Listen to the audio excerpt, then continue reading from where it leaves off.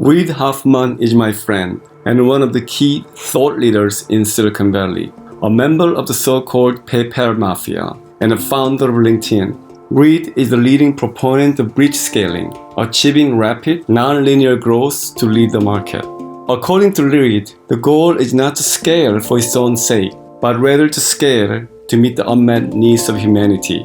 He believes that scaling, not just starting up, this is the real secret behind Silicon Valley's success. This week, join us for the throwback edition of the Next Wave from our 2015 Samsung CEO Summit.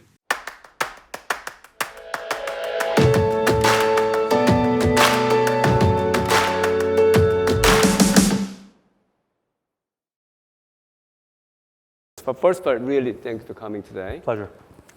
You built some big company, big companies, depending on how you look at it. I mean, last time I checked, 99,300 employees, $25 billion market cap. Did you ever expect that could be when you were starting your company?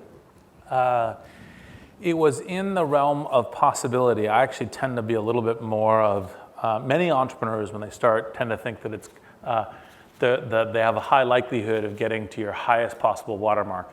I actually have more of a distribution probability curve that shifts as you either have achievements or failures. So when I started, it was like, yeah, this could be one of those big, kind of industry giant companies, and I hope it will be, but that's kind of at the tail end of when we were doing this in kind of 2003 and what the possibilities would look like. I mean, when I look at your business, because I remember people talking about you 2004 or 5, around that time, people were just saying, consumer play, what's the business model? How can you make money out of this thing, right? I mean, people are really questioning that. Now I talk to my Samsung guys, my HR department, they cannot get their work done without you. So it's very sticky. And how did you manage that? Well, the central thing was thinking about part of, I think a lot of consumer internet investing, maybe all investing, but certainly consumer internet investing, is thinking about the way the world should be, right? And so, the recruiting and job seeking is one key part of the LinkedIn business model. There's, as said, it also goes to marketing and selling and a bunch of other things, which we're working towards. But the key thing when you're thinking about the recruiting was to say, well, actually, in fact, this paradigm of either doing one of two things in terms of acquiring talent, which is either posting listings where you hope that the right people will apply to it, you'll sort through the entire set of people there, and that will work, which is kind of a derivative of the newspaper age, or of going to very kind of siloed databases, kind of elite recruiting firms, et cetera, which is still a valuable thing, but the way those two things work were very broken given the internet age, because everyone should essentially have a public professional identity. That public professional identity should help with both job seeking and recruiting. It also should help with business development, and it should help with sales, and it should help with marketing, and it should help with professional development and and kind of learning and development. And all of these things should be wrapped up in this one identity, and that's what it should be based on. And I knew that was the case of the way the world should be. That would then also shift the business model, because in terms of shifting the business model, you'd say, well, actually, in fact, that's the way the activity should go. And so then you have to build out workflows, industry disruption, et cetera, that comes from that central activity. Recently acquired not too recently, but you have acquired vertical application companies like training tools. Yep, Linda this year. That's an example of, I guess, changing or modifying your business model a bit? Well, or is it more extending it? It's extending. It's more of a natural evolution, because if you think about, roughly speaking, part of how we think about this at LinkedIn from a kind of a technical point of view is to say people's professional identities and people's networks as platforms for applications. And that network as a platform is fairly central to thinking about how is it we elaborate the business. Now, once you get to that, you say, well, it's everything from how are you working over an hour to how are you working over a career, and there's these different time frames. Now, one thing that's at an important cyclical engagement that is underserved by the way things work today that plays into that career is how are you essentially continually adding the right new skills, given technology is changing, markets are changing, competition is changing. You need to be able to have that. Learning and development is a key part of that. So we spent 2 years looking at what did we think was the right thing. Should we build? Should we buy? Build on top of buy? We realized the Linda team had a very high quality content production team and a very high quality content, and that was the right thing to proceed from. Great. So that's an interesting scale-up journey. Yeah. And often we talk Silicon Valley about startups, but actually I think you have a story that scale-up is even more critical than startups. So can you give your version of scale-ups and how you scaled up LinkedIn over the years? Well, the scale-up LinkedIn over the years would take, we'd all still be here tomorrow. Right. Short version. Yes, very short version.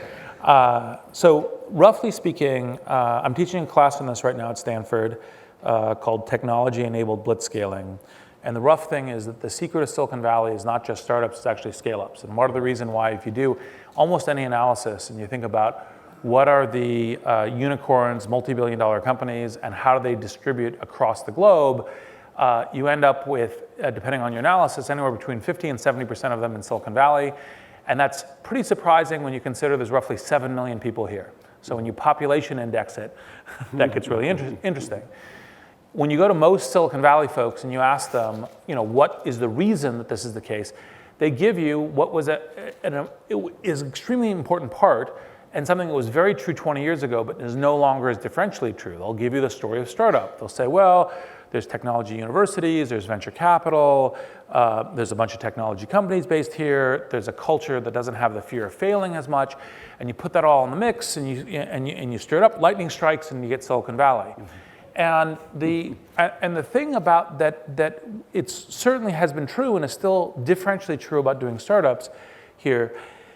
The thing that is false about that is now when you look around the world, you say, well, can you assemble 20 to 30 people, 10 to 30 people who have technical competence? Yes, venture capital has gone global. Have many areas in the world recognized the importance of startups and of being bold and of not having failure? Yes. And so the differential between the startup culture in Silicon Valley and everywhere else, it's still there, but it's not this anymore. It's more like this. And yet, we still produce so many of these companies. And the reason is because actually, in fact, we have a working network of how to do scale-ups and how to do scale-ups on a global basis. And that includes a talent bench. That includes how do you essentially grow a company and grow the founders. That includes a predisposition for certain kinds of business models that you can go global more fast. It's part of the reason why, one of the things that's commented upon here is Software Valley now versus Silicon Valley, because a lot of it tends to be based on how software affects industries. And so LinkedIn is a part of this, but it's an interesting nuanced one because classically it's when do you hit the scale up accelerator and how do you do that is a central part of it. And so if you look at LinkedIn for the first kind of 4 or 5 years, we're actually not doing this blitzscaling. We're actually doing the tightest possible group, trying to get to a point where we can actually get everything from the user acquisition to the business model all locked in a way that we go, now is when you hit the accelerator.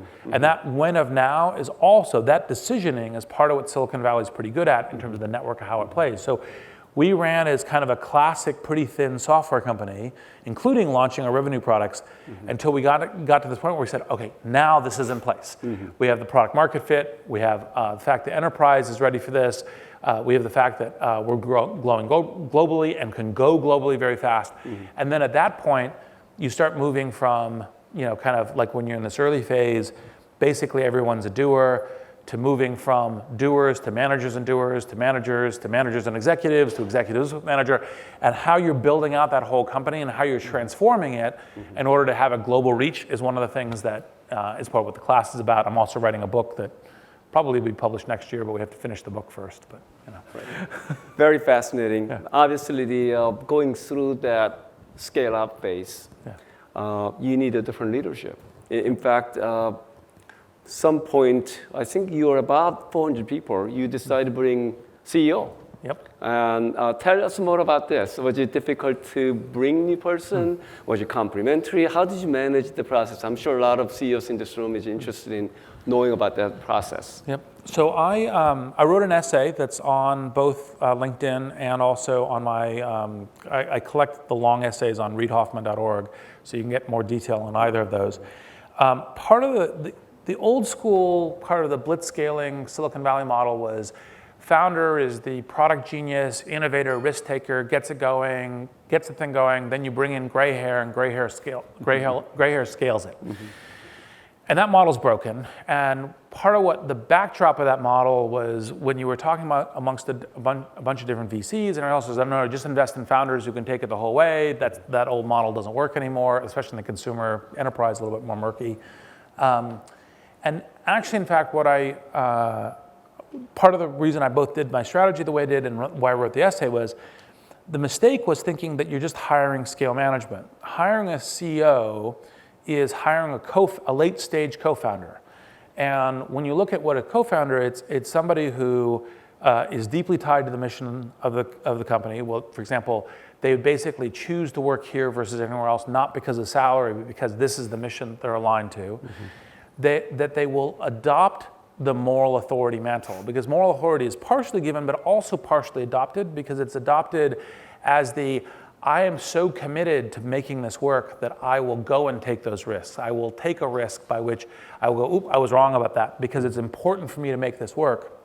And so when you're hiring a CEO as a later stage co-founder, or hiring a CEO to scale, you're bringing in scale characteristics, but you're also hiring them as a later stage co-founder.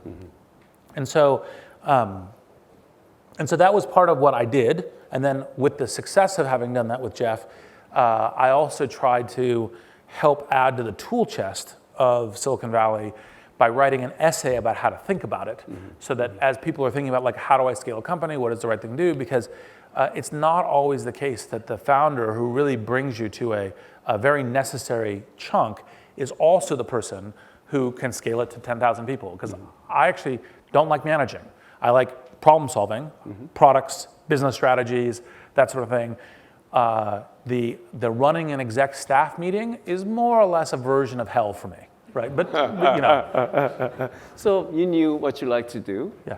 and you brought the right partner that were compatible, that had shared the same mission, and built it to where it is today. Now, are you spending a bit of your time at the LinkedIn, I would imagine, or It's about a lot half of your at Greylock and half at LinkedIn. Okay, great. So when you're looking at, because you done obviously terrific investment as well, right? I mean, you were involved in PayPal, Facebook.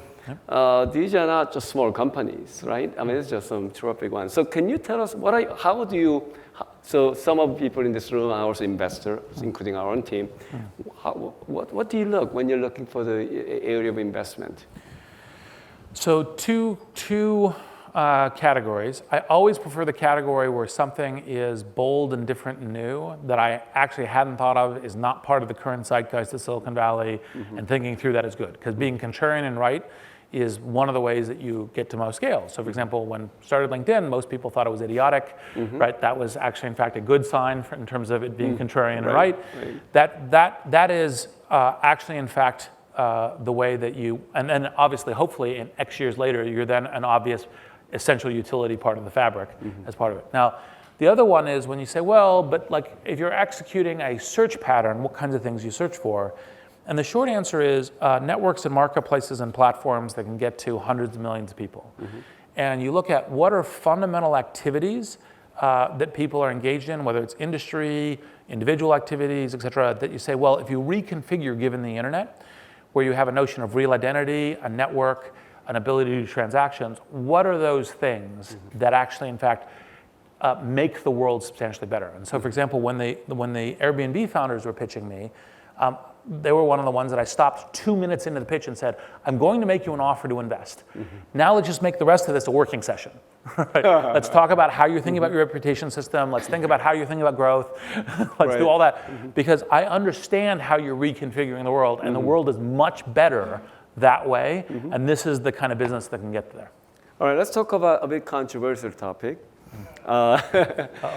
But it may not be because I'm also done some of similar kind of things. Blockchain and Bitcoin. Obviously, there's a lot of debate about this subject, and I'm involved in some of Bitcoin-related industry companies. So do you. Yep. So let's talk about this. And obviously, we must believe in something. Yep. But I want to get your perspective how the Bitcoin or blockchain can impact the future of the world we're living in. Yep. So again, since we're going to go brief, I will refer to something I've written at Wired UK. I wrote an article about Bitcoin. Basic thing is there's 3 levels of the stack that matter. First is as an asset, second is a currency, and third is a platform. They're all bound together. Sometimes people mistake that. They go, oh, I'm just interested in blockchain as a platform. And you're like, that doesn't work without the currency and the asset working as well. But the fundamental thing that you're essentially doing here, and this is the most interesting thing about Bitcoin and blockchain, is that in as much as you look at, for example, ledgers, like Excel as a platform, the blockchain now becomes an open platform for a variety of financial transactions that is similar to how the internet is an open platform.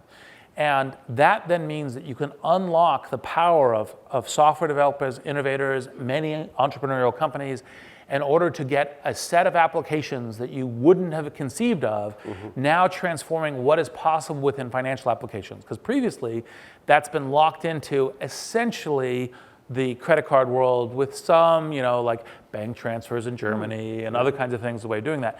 And now that is possible, and that's what's most interesting about it. Now, part of my thesis that I argue is that essentially, there will be a crypto capital system. I called it crypto capital for all 3.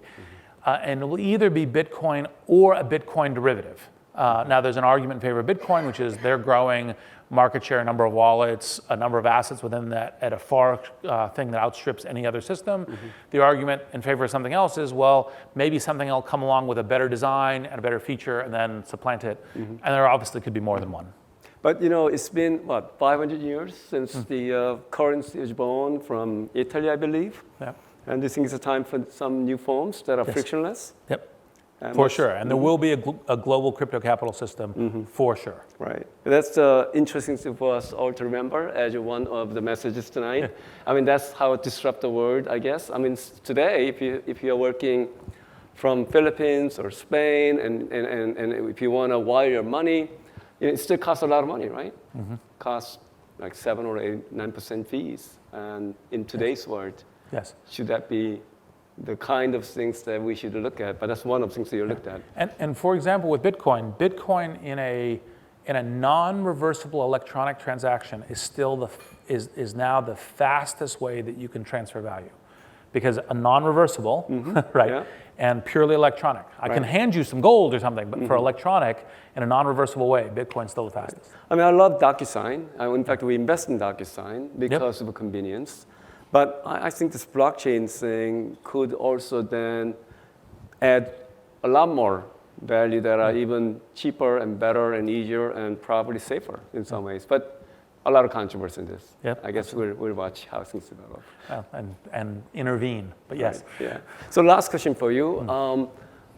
So given your comments, how do you see the future of other centers of innovation or scale-ups, like China in particular, or India? I'd like to get your perspective on global geo perspective, how this thing is evolved. Well, so obviously there's a lot of great unique things to Silicon Valley, or great features at Silicon Valley are not necessarily unique, or not necessarily unique in terms of the future. So I actually think that we're seeing global growth on innovation, on technology innovation, and also scale up, right? So when you look at the largest of the unicorns, right, you've got to think in the last 20 years, you got to think about Alibaba, you got to think about Tencent, right? There's a number of these things that have actually also been created. A lot of smart global investors are thinking that it's India's time, and are putting money in. I don't know enough myself to know, but I've heard that from them, so I'm paying more attention. I think obviously while the venture market's very heated in China, there's everything from the hardware, software combinations. I know you guys pay a lot of attention to Xiaomi and all the rest, but those kinds of things and what the company? Yes, exactly. Yeah. What's going on and how do you, because Samsung's a great competitive company. Like, how do we learn from that and take our practice, learn the best things from that and then beat it. And so that kind of thing I think is really interesting. And one of the things that I like about what I do as an investor versus as being an entrepreneur here is that gives me some more global Perspective. Perspective. And there are interesting things. I mean, like, for example, WeChat is actually a better sense of Messenger as a platform than anywhere else in the world at the moment. And so looking at that is the place where I go look and say, okay, well, how is that doing? And that actually then brings back information and perspective and to what we do here. Great. Reid, I really appreciate you coming today. It's a pleasure. Thank you very much. Thank you.